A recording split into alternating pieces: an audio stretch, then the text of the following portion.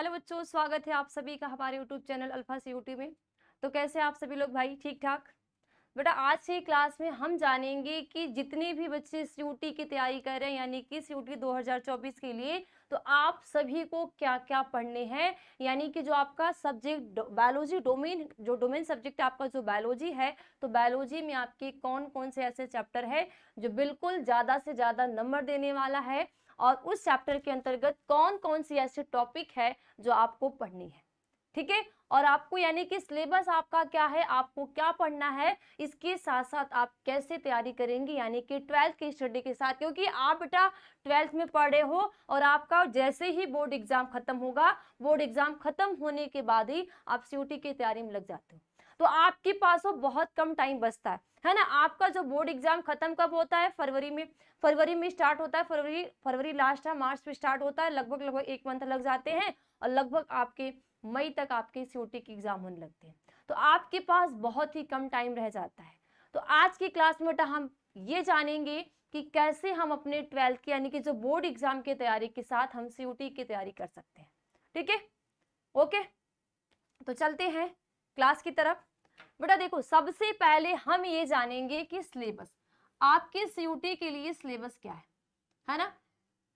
जो आपका सीयूटी आपको देना है, सीयूटी के लिए आपका सिलेबस क्या है। अब किसी किसी बच्चे का ये भी होगा कि मैम सीयूटी होता है ना, सीयूटी होता है क्या है।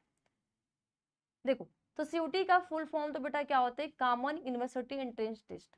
ठीक है, यानी कि ये एक प्रकार का ऐसा टेस्ट है बेटा जिससे कि आप अपने मनपसंद की यूनिवर्सिटी में, है ना, पहले, अब अगर यही देखा जाए कि आपका 2022 2023 के पहले यानी कि 2021 तक, 2021 22 19 तक ऐसा कुछ भी नहीं था। यानी कि हमें जिस यूनिवर्सिटी में पढ़ना पड़ता था, हमें उस यूनिवर्सिटी के लिए हर एक यूनिवर्सिटी अपना अलग से फॉर्म को भरवाती थी। हम फॉर्म को अप्लाई करते थे, जब हम इसमें उस पेपर को, एंट्रेंस एग्जाम को पास करते थे, तब हम जाके हमारा उसमें क्या होता था बेटा? एडमिशन होता था।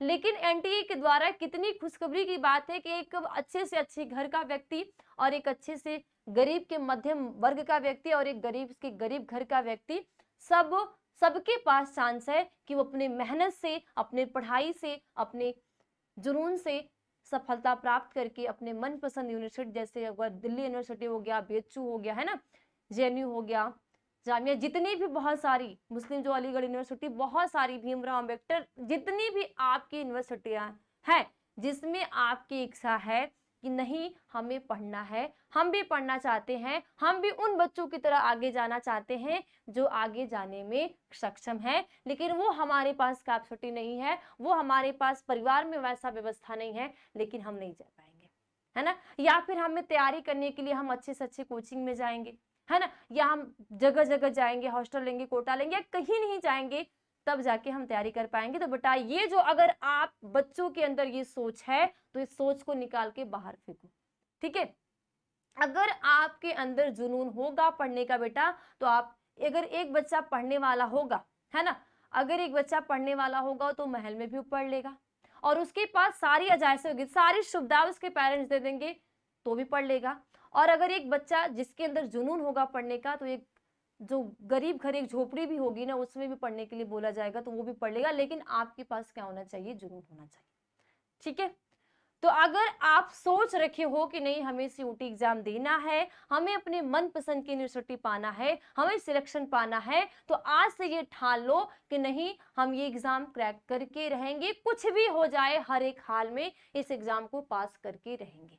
ठीक है, तो आज से ये निश्चय ले लो। ओके, चलो अब बेटा हम जानते हैं कि सिलेबस क्या है। तो बेटा सिलेबस, सबसे पहले हम देखेंगे कि आपको सिलेबस क्या पढ़ने। बेटा आपका सिलेबस कुछ नहीं है, जो आपने 12th में आप पढ़ रहे हो सिर्फ वही आपके सीयूटी एग्जाम में पूछा जाएगा। ये नहीं कि अगर आप किसी किसी बच्चे के मन में होगा क्या 11th का भी होगा, जैसे नीट का एग्जाम आप देने जाते हो तो नीट में आपके 11th 12th सब होते हैं। तो बेटा यहाँ पे सीयूटी एग्जाम के लिए जो एनटीए के द्वारा एक बेस्ट, क्या सबसे अच्छी बात यह है कि आपका सिलेबस है 12th का, यानी कि जो आप एक साल, है ना, आपने एक ईयर जो आपने पढ़ा है, एक ईयर जो आप तैयारी की हो, उसी का आप बोर्ड एग्जाम भी दे रहे हो और उसी तैयारी से आप कौन सा एग्जाम दोगे बेटा, सीयूटी एग्जाम भी देंगे। तो आपके लिए तैयारी करना बिल्कुल ही आसान है, लेकिन आप उसको आसान मानेंगे तब। अगर देखो कैसे क्या होता है, अगर हम किसी चीज को कहते नहीं हमसे नहीं हो पाएगा, नहीं हो पाएगा, तो वो चीज सच में नहीं हो पाती। लेकिन कोई कितनी भी कठिन चीज हो, लेकिन हम कहते हैं हम कर लेंगे, हम करके दिखाएंगे, तो वो चीज हमसे हो जाती है ना। ऐसा होता है कि नहीं होता है? तो आपको बेटा जैसे आपका जो बायोलॉजी का सिलेबस है, आपको 5 यूनिट पढ़नी है ना। कितनी पढ़नी है बेटा? आपकी यूनिट 5 है। जो आप बोर्ड एग्जाम में पढ़ेंगे वही आप सीयूटी एग्जाम में भी पढ़ेंगे। ठीक, क्लियर? तो ये चीज, एक चीज आपकी बिल्कुल आसान होगी, हो गई कि नहीं होगी? अब हम देखेंगे क्या क्या पढ़ना है।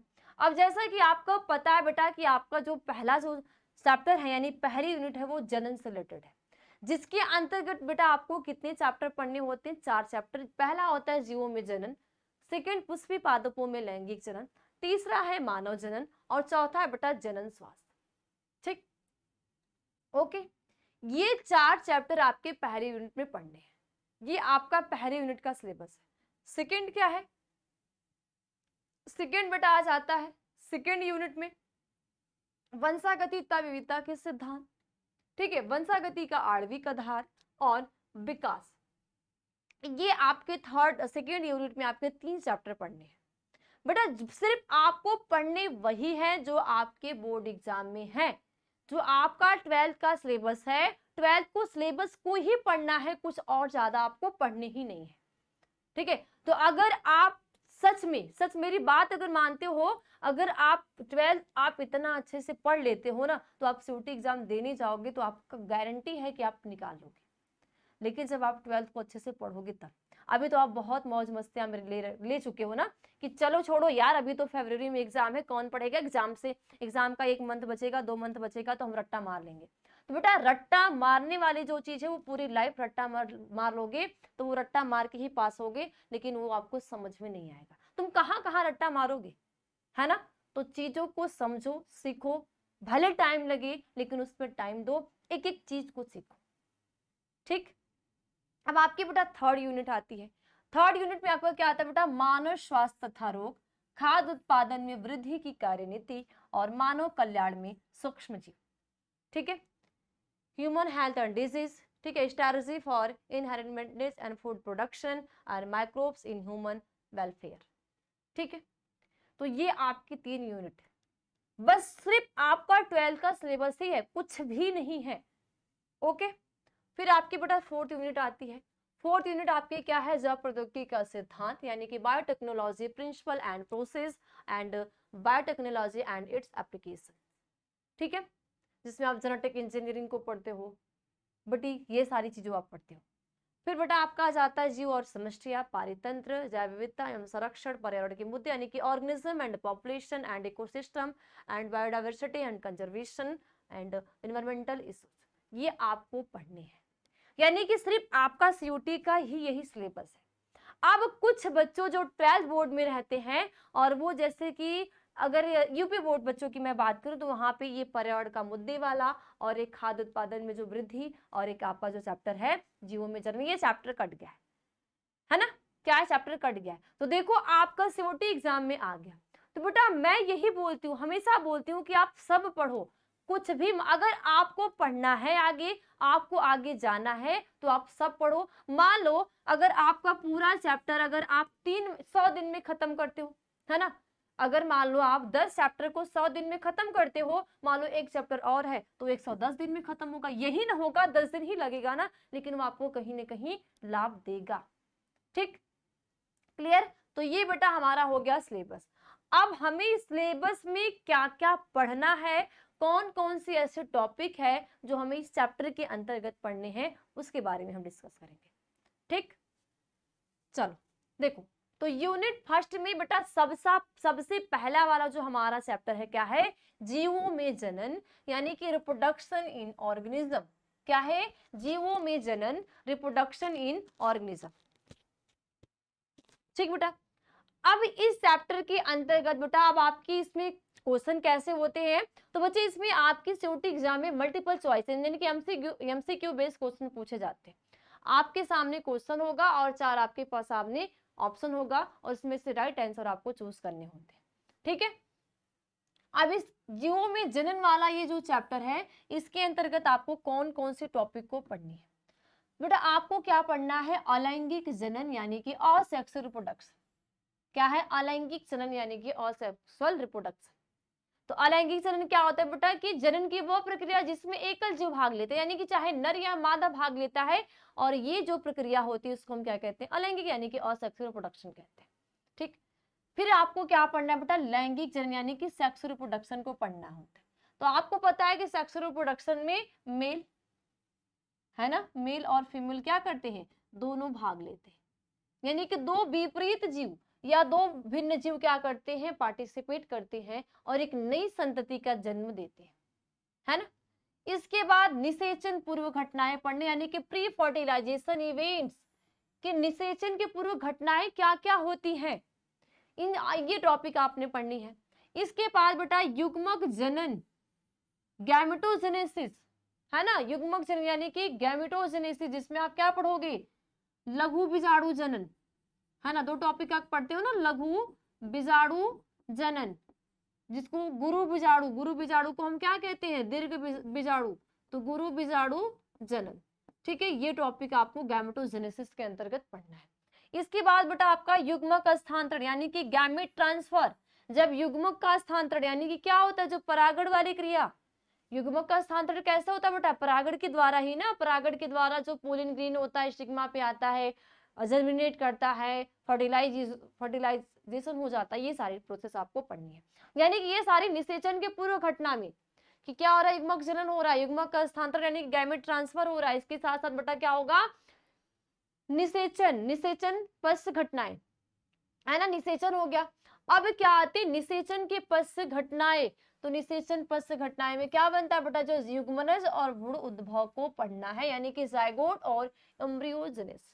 यानी कि सिर्फ आपको सीयूटी एग्जाम के लिए इतनी सारे टॉपिक को आपको देखनी है, और बेटा बहुत ज्यादा डिटेल में नहीं जाना है, आपको बेसिक चीज को देखते हुए जाना है ना, बहुत ज्यादा डिटेल में नहीं जाना। इसीलिए आप अपने बोर्ड की तैयारी के साथ साथ आप इतना अच्छा से पढ़ लो कि आपका आप बोर्ड में भी 90 प्लस ला दो, 95 प्लस ला दो, और आपके सीयूटी एग्जाम में भी आप क्रैक कर जाओ, निकालो। ठीक, यानी कि एक साथ अपनी तैयारी को इतना अच्छा बना दो कि एक साथ आप 2 एग्जाम को निकाल सको और अच्छे से अच्छे, बेहतर से बेहतर निकाल सको। फिर बेटा आपका आता है सेकेंड चैप्टर, पुष्पी पादपों में लैंगिक जनन यानी कि sexual reproduction in flowering plants. अब बेटा sexual reproduction in flowering plants में सबसे पहले टॉपिक्स आपको देखनी है निषेचन पूर्व संरचनाएं एवं घटनाएं, यानी कि pre fertilisation structure and event, है ना। निषेचन पूर्व की संरचनाएं क्या हैं और घटनाएं क्या हैं, जिसको हम क्या कहते हैं, pre fertilisation structure and events. Okay, इसके बाद बेटा पुंकेसर देखना है, लघु बीजाणुधानी तथा परागकण को देखना है, यानी कि stamen, microsporangia and pollen grain को देखना है। इसके बाद टॉपिक आपकी बेटा क्या आती है, स्त्रीकेसर, गुरु बीजाणुधानी यानी कि बेजांड तथा भ्रूणकोश, जिसको हम इंग्लिश में कहते हैं पिस्टिल, मेगास्पोरेंजिया यानी कि ओव्यूल एंड एम्ब्रियो सैक। फिर आपकी टॉपिक क्या आती है बेटा, परागण यानी कि पॉलिनेशन, है ना। तो परागण के कई सारे प्रकार होते हैं, सेल्फ होते हैं, है ना, सेल्फ पॉलिनेशन, क्रॉस पॉलिनेशन, बहुत सारे ऐसे आपके इसके अंदर टॉपिक आते हैं। तो ये सारी चीजें आपको देखते हुए जाना है। इसके बाद बेटा ये आपका इंपॉर्टेंट हो जाता है डबल फर्टिलाइजेशन, है ना। फिर निषेचन पश्च संरचनाएं एवं घटनाएं आपको, यानी कि post fertilisation structure and event, और भ्रूणपोष जिसको हम कहते हैं एंडोस्पर्म, भ्रूण यानी एम्ब्रियो, बीज के बारे में असंग जनन एवं बहुभ्रूणता यानी कि एपोमिक्सिस एंड पॉलीएम्ब्रियोनी। तो ये आपकी सेकेंड चैप्टर की टॉपिक है, आपको सीयूटी एग्जाम के लिए ये टॉपिक को पढ़ना है। फिर बेटा आपका आता है थर्ड चैप्टर। थर्ड चैप्टर आपका आ जाता है बेटा मानव जनन यानी कि ह्यूमन रिप्रोडक्शन। ठीक है, तो मानव जनन में आपको एक एक टॉपिक को पढ़नी है। पहले टॉपिक आपको पुरुष जनन तंत्र। अब पुरुष जनन तंत्र में बेटा आपसे क्या क्या पूछ दिया जाता है, जैसे आपका वृषण हो गया, है ना, वृषण से रिलेटेड हो गया, इसके बाद हार्मोन से रिलेटेड हो गया, है ना, सटोली कोशिका, लेडिंग सेल, इन सारे इस प्रकार के क्वेश्चन आपके सीओटी में पूछे जाते हैं। स्त्री जनन तंत्र हो गया, ठीक है, फिर युग्मक जनन, आर्तव चक्र, निषेचन, सगर्भता तथा भ्रूण परिवर्धन और प्रसव एवं दुग्ध स्राव, यानी कि मानव जनन के इस चैप्टर से आपके ये इतने टॉपिक है जिससे आपको पढ़ने हैं। किसके लिए पढ़ना है? सीओटी के लिए भी पढ़ना है, साथ साथ बेटा आपके बोर्ड एग्जाम में भी तो इसी से पूछे जाते हैं। अभी आप 12th में हो, 12th पास करके तभी तो सीओटी देने जाओगे, है ना।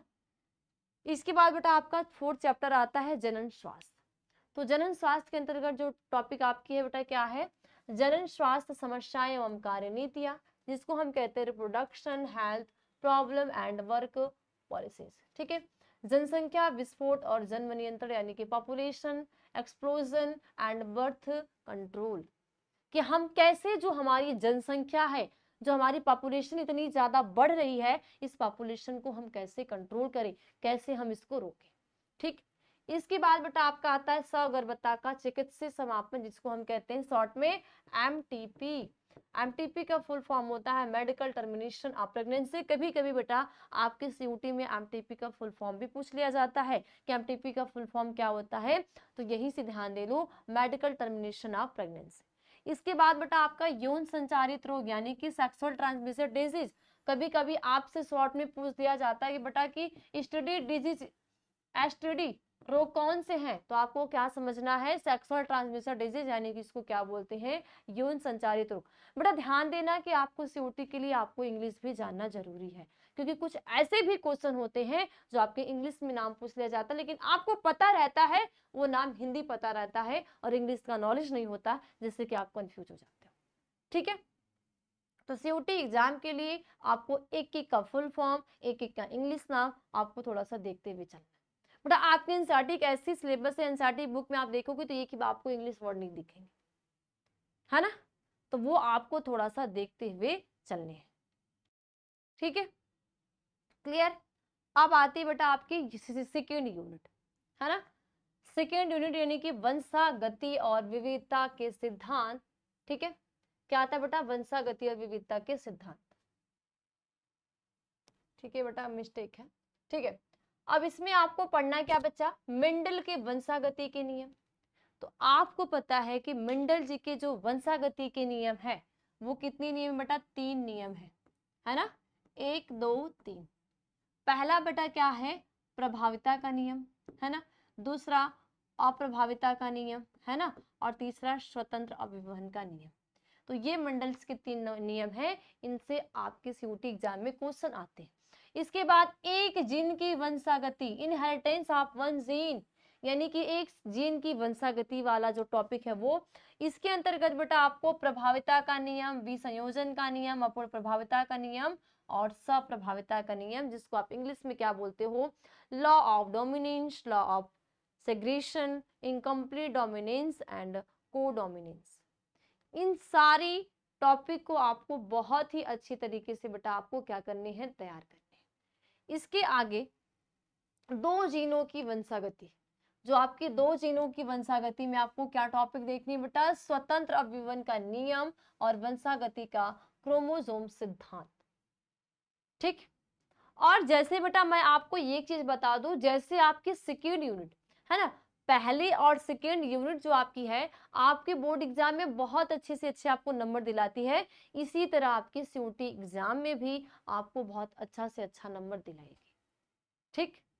क्योंकि बेटा ये चैप्टर ही ऐसा है, ठीक है, ये चैप्टर ही ऐसा है कि अगर आप कहीं भी जाते हो, किसी भी कॉम्पिटिटिव एग्जाम में जाते हो, तो इस ऐसे एक टॉपिक है जिससे आपके अगर साइंस से, अगर साइंस का एक पार्ट होगा तो साइंस के पार्ट से इन सब में से आपके क्वेश्चन आने ही आने, ठीक। आगे अगला चैप्टर आपका क्या है? वंशागति का आणविक आधार, यानी कि मॉलिक्यूलर बेसिस ऑफ इनहेरिटेंस। अब इसमें आपको सबसे पहले बेटा क्या करना है? आनुवंशिक पदार्थ की खोज, यानी कि जो आनुवंशिक पदार्थ हमारा डीएनए है, इस डीएनए की खोज किसने की है, किस वैज्ञानिक ने की है, कितने सन में की है, आपको एक एक छोटे पॉइंट्स को याद करने हैं। इसके बाद आरएनए संसार, आरएनए के बारे में, प्रतिकृति यानी रिप्लिकेशन क्या होता है, ट्रांसक्रिप्शन क्या होता है, जेनेटिक कोड, यानी कि बेटा ये आनुवंशिक कोड भी वेरी इंपॉर्टेंट है, ठीक। इसके बाद अनुवादन यानी कि ट्रांसलेशन, जीन व्यक्ति का नियमन यानी रेगुलेशन ऑफ जीन एक्सप्रेशन, ठीक है। ह्यूमन जीनोम प्रोजेक्ट और डीएनए फिंगरप्रिंटिंग, ये भी बेटा आपके इंपॉर्टेंट है। तो ये सारी टॉपिक आपको अपने सीयूटी एग्जाम के लिए पढ़ने हैं, ठीक। 6 चैप्टर आपके कंप्लीट किया, आपने देखा कि 2 यूनिट में आपके पास 2 यूनिट है, ठीक है। कितनी यूनिट है बेटा? 2 यूनिट है। चैप्टर कितने बेटा? 4 3 7 चैप्टर है। कितने बेटा? 7 चैप्टर है, ठीक। मैं अब आपको बताते चलूंगी आपको कैसे पढ़ने हैं, ठीक। 7 चैप्टर है। इसके बाद बेटा आपकी विकास, ठीक है। क्या आ जाता है? विकास। विकास में ओरिजिन ऑफ लाइफ यानी कि जीवन की उत्पत्ति कैसे हुआ, जीवन कैसे हुआ, जीवन का विकास, है ना। धरती पे पहला जीव कैसे आया, ब्रह्मांड की उत्पत्ति कैसे हुई, कितने सन में हुई, ये सारे छोटे छोटे जो आपको पॉइंट्स है बिल्कुल ही अच्छे तरीके से तैयार करने, ठीक। इसके बाद विकास के प्रमाण यानी कि जो इवोल्यूशन हुआ है, इसके एविडेंस ऑफ इवोल्यूशन यानी कि जो प्रमाण हम कह रहे हैं कि विकास हुआ है, हम विकास होते होते होते होते होते आज हम आपके सामने हैं, है ना। कहते हैं कि जो हमारे पूर्वज है रेप्टाइल है, हमारा जो विकास हुआ है रेप्टाइल से हुआ है। क्यों? क्योंकि जो क्या था, पहला जो डायनासोर था, डायनासोर पहले क्या था? रेंगने वाला जीव था, है ना। वो हमारे तरह खड़ा होकर नहीं चलता था, कैसे था? रेंगने वाला जीव था, है ना। धीरे धीरे धीरे धीरे धीरे विकास होते हुआ गया, फिर हम धीरे धीरे बंदर के यानी कि जो हम कहते हैं ना मंकी हमारे पूर्वज है, जैसे मंकी के पास पूछे वैसे हमारे भी पूछे, हमारे एक प्रमाण मिलते हैं, है ना। जहाँ पे हमारा इस रीढ़ की हड्डी समाप्त होती है वहां पे हमें प्रमाण मिलता है कि जैसे मंकियों में पूंछ होती है, टैल होती है, इसी तरह हमारे भी अंदर कभी न कभी हुई होगी, ये हमें प्रमाण मिलता है। तो विकास के प्रमाण यानी एविडेंस को भी आपको पढ़ना है, कैसे आप प्रमाणित करते हैं कि नहीं इस जीव कैसे आया, ब्रह्मांड की उत्पत्ति कैसे हुई, धरती पे पहला जीव कैसे आया, कौन कौन से कैसे विकास हुआ है। इसके बाद बेटा अनुकूली विकिरण यानी कि एडेप्टिव रेडिएशन पढ़ना आपको, बायो एवोल्यूशन पढ़ना यानी जैव विकास को। इसके साथ साथ बेटा हार्डी वेनबर्ग सिद्धांत, ये बिल्कुल ही बेटा इंपॉर्टेंट है, ये आपके बोर्ड एग्जाम के लिए भी इंपॉर्टेंट है, आपको सीयूटी के लिए भी इंपॉर्टेंट है कि जो हार्डी वेनबर्ग सिद्धांत है ये क्या है। इसके साथ साथ बेटा मानव विकास, ये भी इंपॉर्टेंट है, ये भी आपके बोर्ड एग्जाम के लिए भी है। साथ साथ बेटा आपको ह्यूमन इवोल्यूशन यानी कि जो मानव है, आज जो हम ऐसे फोन चला रहे हैं, ऐसे टहल रहे घूम रहे हैं, आज हमारे पास वस्त्र है, हमें तन ढकने के लिए, खाने के लिए अलग अलग विशेष अलग अलग प्रकार की चीजें जो कि पहले के मानव में नहीं था, है ना। वो जंगलों में रहते थे, बिना कपड़े के रहते थे, धीरे धीरे धीरे धीरे विकास होते गया, वो खोज करते हुए गया, है ना। तो कैसे आए, तो मानव का विकास कैसे, धरती पे पहला मानव कैसा था, ये सारी चीजें आपको ये टॉपिक बताती है। तो ये टॉपिक भी आपको बहुत ही अच्छे तरीके से बेटा क्लियर करनी है, ठीक। 2 यूनिट खत्म आपकी। अब बेटा आ जाती है आपकी थर्ड यूनिट। थर्ड यूनिट में आपका पहला चैप्टर आ जाता है बेटा मानव स्वास्थ्य एवं रोग यानी कि health, human health and disease, है ना। ह्यूमन हेल्थ एंड डिजीज बेटा इसमें आपको कुछ, मैंने क्या बोला आपको कि अगर बेटा यही चीज आपको बोर्ड एग्जाम में भी पढ़नी है और यही चीज आपको सीयूटी एग्जाम में पढ़नी है, अगर आप अपने बोर्ड एग्जाम को बेस्ट बना देते हो, बोर्ड एग्जाम की तैयारी बिल्कुल बेस्ट कर लेते हो, तो आप गारंटी मैं दे रही हूं कि आप सीयूटी एग्जाम निकाल लोगे। बहुत ऐसे बच्चे हैं जो सीयूटी एग्जाम निकाल भी चुके हैं, है ना। जो पिछले साल के जो बच्चे हैं कर रहे थे, कई सारे ऐसे बच्चे हैं जो टॉप 10 की लिस्ट में जो यूनिवर्सिटियां हैं, जैसे बीएचयू हो गया, डीयू हो गया, जेएनयू हो गया, जितनी भी यूनिवर्सिटियां हैं वहां पे सिलेक्शन पा चुकी हैं, उनका एडमिशन भी हो चुका है। तो आप भी चाहते हो कि उन बच्चों की तरह हम भी एक छोटी जगहों से एक ऊंची उड़ान भरे, है ना। आप भी उड़ना चाहते हो, तो उड़ने के लिए आपको जो आपके पंख है ना, जो पखने बोलते हैं, उसको फैलाना पड़ेगा और फैला के उड़ना सीखना पड़ेगा। जैसे चिड़िया होती है, चिड़िया के बच्चे देखते हो ना, पहले चिड़िया क्या देखो, जो बर्ड्स होती है, एविज वर्ग होता है, वो क्या होते हैं, अंडे देने वाले जंतु होते हैं। वो अपने जो चिड़िया होती है अपने अंडे को पालती है, जैसे ही उस अंडे से चूज जो बच्चा निकलता है, तो वो पहले ही नहीं सीख जाता उड़ना, पहले ही वो उड़ना सीख नहीं जाता है, धीरे धीरे धीरे प्रैक्टिस करता है, तब जाके वो उड़ता है। तो यहाँ पे आपको आसमान में मैं उड़ने की बात नहीं कह रही हूँ, आपकी अपनी सफलताओं की ऊंची उड़ान भरनी है, और ऊंची उड़ान भरने के लिए आप गिरो फिर भी संभलो। नहीं समझ में आ रहा है पढ़ो, क्योंकि जब तक गिरोगी नहीं तब तक संभलोगी नहीं।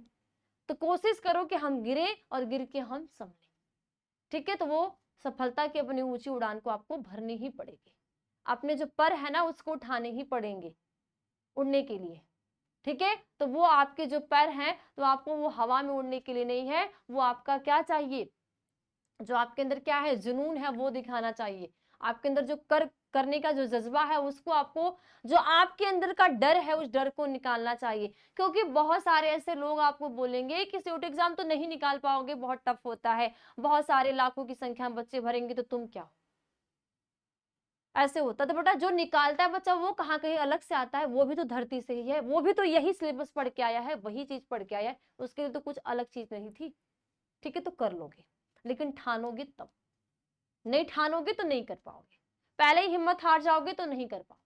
तो हिम्मत हौसला बना के रखो कि नहीं हमें करना है, हम करके दिखाएंगे, ठीक। अब बेटा इसमें आपको क्या पढ़ना है, मानव में सामान्य रोग, कि मानव का जो सामान्य रोग क्या होता है बेटा, जैसे आपने मलेरिया, टाइफाइड, ये सारे क्या है। इसके बाद बेटा प्रतिरक्षा, इम्यूनिटी क्या होती है, ये आपने पढ़ना है। एड्स क्या होते हैं, कैंसर, ड्रग्स एंड एल्कोहल, यानी कि बेटा एड्स क्या है, एड्स का फुल फॉर्म, एड्स की खोज, एड्स का वायरस, और इसी तरह कैंसर, कैंसर को उपचार, छोटी छोटी आपके सीयूटी में मल्टीपल चॉइस क्वेश्चन पूछे जाते हैं, ठीक। बस ये चैप्टर खत्म, ये टॉपिक आपको याद करनी है। इसके बाद आता है बेटा आपका खाद्य उत्पादन उत्पादन में वृद्धि की कार्यनीति, यानी कि strategies for enhancement in food production, है ना। जिसमें आपको क्या देखना है, पशुपालन, पादप प्रजनन, एकल कोशिका प्रोटीन और उत्तक संवर्धन, सर ये 4 टॉपिक आपको तैयार करनी है इस चैप्टर में। तो कुछ ऐसे चैप्टर हैं जिसमें आपको टॉपिक ज्यादा है तो नंबर ज्यादा है, कुछ ऐसे टॉपिक हैं जो आपको चैप्टर टॉपिक कम है तो नंबर कम है। तो अब ऐसा नहीं है टॉपिक कम है तो नंबर कम है, भाई कभी भी किसी तरह के एग्जाम आ सकते हैं, तो आप कुछ भी मत छोड़ो, कोई भी चैप्टर मत छोड़ो, कोई भी टॉपिक मत छोड़ो, ठीक। अब आ जाता है बेटा आपका 10वां चैप्टर, मानव कल्याण में सूक्ष्म जीव, यानी कि माइक्रोब्स इन ह्यूमन वेलफेयर, है ना, microbes in human welfare. Microbes in human welfare में आपको पढ़ना है microbes in house hold product, यानी कि घरेलू उत्पाद में सूक्ष्म जीव। इसके बाद माइक्रोब्स इन इंडस्ट्रियल प्रोडक्ट, यानी कि औद्योगिक उत्पादों में सूक्ष्म जीव।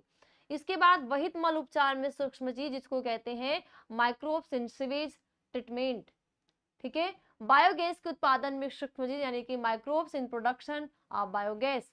फिर जैव नियंत्रण के कारक के रूप में सूक्ष्म जीव, यानी कि microbes as bio control agent, ठीक है। इसके बाद माइक्रोब्स एज बायो फर्टिलाइजर, है ना, यानी कि जैव उर्वरक के रूप में सूक्ष्म जीव, यानी कि ये टॉपिक आपको तैयार करनी है, ठीक। ये टॉपिक आप तैयार कर लेते हो, समझ लो बेटा। आप अपना अगर 12th का जो सिलेबस आप अच्छे से पढ़ लेते हो तो आपका सीयूटी निकल जाएगा, लेकिन पढ़ोगे तब।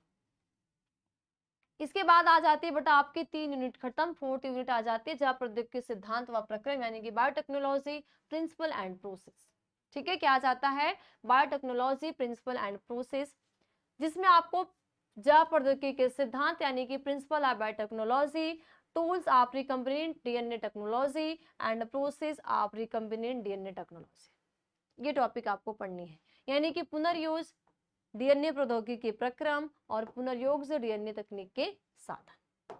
इसके बाद आपका बेटा जाता है नेक्स्ट चैप्टर, जैव प्रौद्योगिकी के उपयोग, यानी कि बायोटेक्नोलॉजी एंड इट्स एप्लीकेशंस, है ना। इसमें आपको पढ़ना है applications in agriculture, biotechnology application in medicine and transgenic animals and ethical issue, है ना, नैतिक, तो एथिकल इशूज, यानी कि क्या पढ़ना है, परजीवी जंतु क्या होते हैं, परजीवी जंतु, नैतिक मुद्दे क्या होते हैं, चिकित्सा में जैव प्रौद्योगिकी का उपयोग क्या होता है, और कृषि में जैव प्रौद्योगिकी का उपयोग क्या होता है। सिर्फ ये टॉपिक खत्म, चैप्टर खत्म, कुछ नहीं है, पढ़ लो, ठीक है, कुछ भी नहीं है। चाहोगे तो हवा में उड़ा उड़ा के पढ़ लोगे। क्यों इजी क्यों है, क्योंकि तुम अभी तो पढ़ रहे हो, लगे हुए ना, मेहनत कर रहे हो बोर्ड एग्जाम के लिए, भाई हमें 95+ लाना है, 90+ लाना है, हम भी टॉप करेंगे, हम भी अच्छे से अच्छे नंबर लेके आएंगे, हम भी, ठीक है, टॉप 10 की लिस्ट में आएंगे। तो वो मेहनत कर रहे हो, थोड़ी सी मेहनत और बढ़ा देना बस। अब आ जाता है आपका यूनिट 5 लास्ट यूनिट आ जाती है। अब बेटा ये जो लास्ट यूनिट है, अब आपको यहाँ पे टॉपिक कम लग रही होगी तो हल्के मत लेना कि क्या पता टॉपिक कम है तो चैप्टर कम, क्वेश्चन कम आ जाए, तो ऐसा कुछ भी नहीं है। ठीक है, ये मत सोचना कि क्या पता टॉपिक कम है तो क्वेश्चन भी कम आ जाए। ठीक, तो पहला क्या है, जीव और इसका पर्यावरण, यानी कि ऑर्गेनिज्म एंड इट्स एनवायरनमेंट। जीव क्या है और इसका पर्यावरण यानी कि वातावरण क्या है। समष्टियां यानी पॉपुलेशंस क्या होती हैं, है ना, क्या होती है समष्टियां यानी कि पॉपुलेशंस क्या होती हैं। आपको इस चैप्टर में आपके 2 टॉपिक को तैयार करनी है। ठीक, इसके बाद पारितंत्र यानी कि इकोसिस्टम वाला चैप्टर आ जाता है। तो आपको क्या रखना है, पारितंत्र संरचना एवं क्रियाशीलता यानी कि इकोसिस्टम स्ट्रक्चर एंड फंक्शन, है ना। इकोसिस्टम का स्ट्रक्चर क्या है, फंक्शन क्या है, प्रोडक्टिविटी क्या है, डिकम्पोजिशन क्या है, एनर्जी फ्लो क्या है ना। Ecological pyramid ecological succession, nutrient cycle, ठीक है, इकोसिस्टम, ठीक है, इकोसिस्टम सर्विसेज, ये सारे टॉपिक आपको क्या करने हैं, याद करने हैं। यानी कि पारितंत्र सेवाएं, पोषक चक्र, पारिस्थितिकी, ऊर्जा प्रवाह, अपघटन, उत्पादक, पारितंत्र संरचना, क्रियाशीलता, खत्म। ठीक, तो ये जो उपभोक्ता, उत्पादक, ये जो आपके है ना चैप्टर में, वो सारे आपके सीयूटी में आते हैं। तो बहुत अच्छी से तैयारी हम लोग करेंगे, लेकिन पहले आप सिलेबस डालो आपको क्या क्या पढ़ना है। ठीक, अब आ जाता है बेटा आपका क्या, जैव विविधता एवं संरक्षण, यानी कि नेक्स्ट 15वां चैप्टर, बायोडाइवर्सिटी एंड कंजर्वेशन। जैव विविधता, जो हमारी इतनी विविधताएं हैं, है ना, बहुत ज्यादा विविधता है, बहुत ज्यादा जातियों की संख्या, उसके अंदर जो विविधताएं पाई जाए, इसका कंजर्वेशन यानी कि उसका संरक्षण हम कैसे करें, क्योंकि बहुत सारे जीव क्या हो रहे हैं, विलुप्त हो चुके हैं, बहुत सारे ऐसे हैं जो विलुप्त होने की कगार पे है। तो इसमें आपको सिर्फ क्या पढ़ना है, बायोडाइवर्सिटी यानी कि जैव विविधता के जो टॉपिक है उसके एक एक लाइन को पढ़ने हैं, और जैव विविधता संरक्षण यानी कि बायोडाइवर्सिटी कंजर्वेशन की जैव विविधता के संरक्षण के क्या नियम है, ये आपको पढ़ने हैं। फिर लास्ट चैप्टर आपका बेटा आ जाता है पर्यावरण के मुद्दे। ठीक है, तो इन्वायरमेंटल इश्यूज यानी कि पर्यावरण के मुद्दे क्या हैं, है ना। तो ये मुझे लगता है बेटा बिल्कुल ही इजी है, क्योंकि ये तो हम खुद हम कर रहे हैं, है ना। वायु प्रदूषण हम फैला रहे हैं, जल प्रदूषण हम फैला रहे हैं, ठोस अपशिष्ट वो जो हम कर रहे हैं, रेडियो सक्रिय अपशिष्ट हम कर रहे हैं, कृषि रसायन और उसके प्रभाव हम कर रहे हैं, यानी कि जितनी भी यहाँ के प्रॉब्लम्स हम कर रहे हैं, और इस चैप्टर को हमें समझने में बहुत ही आसानी होगी। तो इसमें आपको क्या पढ़ना है बेटा, वायु प्रदूषण और इसका नियंत्रण, यानी कि जो हम वायु को प्रदूषित कर रहे हैं उसका नियंत्रण क्या है, यानी कि air pollution and its control, water pollution and its control, ठीक है, सॉलिड वेस्टेज, है ना, और agrochemicals and their effects, radioactive waste, और ग्रीन हाउस इफेक्ट और एंड ग्लोबल वार्मिंग, कि ग्रीन हाउस प्रभाव और विश्वव्यापी उष्णता क्या है। तो यानी कि वायु प्रदूषण और इसका नियंत्रण, जल प्रदूषण, ठोस अपशिष्ट, कृषि रसायन और उसके प्रभाव, रेडियो सक्रिय अपशिष्ट और ग्रीन हाउस प्रभाव और विश्वव्यापी उष्णता, यानी कि इस चैप्टर के अंदर आपको इतने टॉपिक पढ़ने हैं। ठीक है, मानो बेटा इसमें कितने टॉपिक, आपको 1 2 3 4 5 6 टॉपिक इसमें हो गई, है ना, 6 इसमें हो गई, 2 कितनी हो गई, 8 इसमें हो गई, है ना, 8 हो गई, 10 2 12 14, 14 2 16 हो गई। ठीक है, चलो 16 2 कितने हो गए, 18 हो गए, 18 18 के बाद 18 2 20, 20 2 22 हो गए। ठीक है, 22 22 कितना हो गया, 22 23 24 25, है ना, 26 27 28 29 30, 31 32 33 34 35 36 37 38 39 40 41 42 43 44 45 46 47 48 49 50 51 52, ठीक है, 53 54 55 56 57 58 59 60 61 62 63 64 65 66 67 68 69 70 71 72 73, ठीक है, 74 75 76 77 78 79 80 81 82 83 84 85 86 87 88 89 90 91, है ना।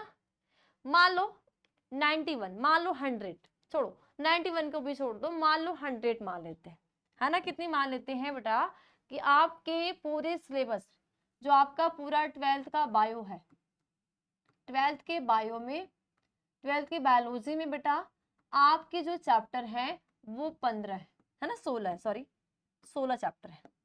ठीक है, कितने चैप्टर है? चैप्टर आपके बेटा 16 है। ओके, ठीक, 16 चैप्टर है। आपका एग्जाम भी जब भी होगा बेटा अप्रैल, मान लो, मैं अनुमान मान लो जब भी होता है बेटा आपका मई में होगा। ठीक है, मान लो मई ही छोड़ दो, मान लो अप्रैल ही होगा। ठीक है, अप्रैल या मई में होगा। ठीक, अभी आपका चल क्या रहा है, अगस्त तो लास्ट चल रहा है, सितंबर छोड़, अगस्त छोड़ दो, सितंबर, अक्टूबर, नवंबर, है ना, दिसंबर, ठीक है, जनवरी, फरवरी, मार्च, आपके पास इतने मंथ हैं, यानी कि 1 2 3 4 5 6 7, 7 मंथ में बायोलॉजी के लिए 100 टॉपिक्स है। 7 मंथ में बायोलॉजी के लिए 100 टॉपिक्स है। अब मान लो कोई कोई मंथ आपका 31 का ही होता है ना, जैसे आपका फरवरी क्या हो जाएगा 28 या 29 का हो जाता है, और इसमें आपको कोई कोई 30 का, कोई कोई 31 का हो जाता है। तो मान लो हम 30 ही ले लेते हैं, 30 मंथ, 30 दिन इसमें, 30 दिन इसमें, 30 दिन इसमें, 30 दिन इसमें, है ना, कितना हो जाएगा भाई? 7 सुनाई शून्य 7 21, यानी कि आपके पास 210 दिन है। मैं ये अनुमान लगा रही हूँ बेटा कि आपकी सीयूटी एग्जाम के लिए, छोड़ दो, मैं अप्रैल ले रही हूँ, है ना, अप्रैल को छोड़ रही हूँ, मार्च तक का बस हम लोग सितंबर से मार्च ले रहे हैं। 210 दिन आपके पास है सिर्फ आपको, हालांकि 100 टॉपिक्स भी नहीं होगी, लेकिन मैं अनुमान क्या ले लेती हूँ कि 100 टॉपिक्स है। सोचो बेटा, अगर 100 टॉपिक्स आपके पास है और आपके पास 210 दिन है, मानो अगर आप 2 दिन में अपने सीयूटी का एक टॉपिक, है ना, 2 दिन में मान लो ऐसे ही आपकी जितने भी डोमेन सब्जेक्ट होंगे, 4 होंगी, 5 होंगी, 6 होंगी, तो आप 2 दिन ही ऐसे अनुमान लगा के अगर आप हर एक सब्जेक्ट के एक एक टॉपिक को भी तैयार करोगे बेटा, तो गारंटी है कि आप सीयूटी एग्जाम क्रैक कर लोगे, निकाल लोगे, लेकिन आप जब मेहनत से करोगे तब। अब देखो, कुछ कुछ बच्चों का ऐसा भी होता है कि मान लो एक ही टॉपिक है, उसको 10 दिन लेके बैठते हैं, तो 10 दिन अपने बर्बाद कर लिया। पढ़ाई वही करो, मत 10 घंटा पढ़ो, लेकिन अगर आधी घंटा पढ़ो तो जो पढ़े हो वो समझ में आना चाहिए, है ना। तुम 10 घंटे बैठ के पढ़ो लेकिन तुम्हारा कुछ भी क्लियर नहीं, तो तुम्हारा 10 घंटे बर्बाद, और तुम 1 घंटे ही पढ़ लिए ध्यान से मन लगा के, वो टॉपिक तुम्हारी समझ में आ गई, तुम कर लिए, समझ गए, तो तुम्हारा 10 घंटे के बराबर है। ठीक, तो ऐसे आपको पढ़ने हैं। आपके पास मान लो, मैं अप्रैल इसलिए छोड़ दी हूँ कि छोड़ो अप्रैल को, रिवीजन कर लेना, सितंबर, अक्टूबर, नवंबर, दिसंबर, जनवरी, फरवरी, मार्च, इसी में आपको बोर्ड एग्जाम में देना है, इसी में आपको सीयूटी एग्जाम में देना है। जो आपको सीयूटी के लिए पढ़ना वही बोर्ड के लिए पढ़ना है। तो अगर आप इस 7 मंथ को, ठीक है, अगर आप सीयूटी के लिए ये 7 मंथ दे देते हो, अगर एक दिन भी छोड़ दो, 2 दिन में अगर आप एक टॉपिक को क्लियर करते हो बेटा, तो भी आप निकाल लोगे। ठीक, क्लियर? तो ये आप सभी बच्चों के बिल्कुल अच्छे से आप सभी को करना है। ठीक है, तो जितनी भी टॉपिक है आपको, सिलेबस आपको पता चल गया, और इसके अंदर के आपके क्या क्या है बेटा, आपके टॉपिक्स है ना। इसके साथ साथ इसी में आपके क्या है, समताप मंडल में ओजोन अवक्षय, संसाधन के अनुचित प्रयोग और अनुचित अनुरक्षण द्वारा निम्नीकरण एंड वनोन्मूलन, ये जितने भी आपके टॉपिक है। देखो, वनोन्मूलन अगर यही बोर्ड एग्जाम की बात करूं तो बोर्ड एग्जाम में भी आपके से पूछे जाते हैं। ठीक है, जब आप बोर्ड एग्जाम की बात करोगे तो बोर्ड एग्जाम में भी इससे आपके पूछे जाते हैं। ओके, तो आप सभी को, जितने भी आप सभी के टॉपिक से बेटा, आप सभी को इन सारे टॉपिक्स को बहुत ही अच्छे तरीके से पढ़ना है। ठीक है, क्लियर? तो आपका सिलेबस आपको पता चल गया। ठीक है, कि आपका सिलेबस क्या है, आप क्या क्या पढ़ना है, यानी कि जितने भी आपके सिलेबस के अंतर्गत टॉपिक है, उस टॉपिक में आपको क्या क्या पढ़ना है। अब तैयारी कैसे करें, मैंने तैयारी को भी बता दिया कि आपके पास मान लो 7 मंथ है, तो 7 मंथ के अंदर अगर आप 210 दिन आते हैं आपके, मैं 30 का अनुमान लगाई हूँ, मानो 210 दिन है और आपके पास 100 टॉपिक्स एक सब्जेक्ट की है ना। तो आप अगर 2 दिन के अंदर अगर आप एक टॉपिक को भी बेटा क्लियर करते हो तो भी आप बेहतरीन तरीके से जिस भी यूनिवर्सिटी में आप सिलेक्शन पाना चाहते हैं, जहां भी आप एडमिशन लेना चाहते हैं, वहां पे आप ले लेंगे। ठीक, क्लियर। तो आपको अपने बोर्ड एग्जाम की तैयारी के साथ साथ ये भी तैयारी करनी है, दोनों का सेम है, दोनों का सेम पढ़ना है। ठीक है, तो बस आज की क्लास में इतना ही, मिलते हैं अगली क्लास में एक नए टॉपिक के साथ। तब तक आप सभी लोगों का बहुत बहुत धन्यवाद। ठीक है, और सभी बच्चे लिंक को शेयर करेंगे ताकि सभी बच्चों को पता चल जाए कि आपको सीयूटी में क्या क्या पढ़ना है, कैसे पढ़ना है और कैसे अपने 12th के साथ इसको पढ़ते भी जाना है। ओके।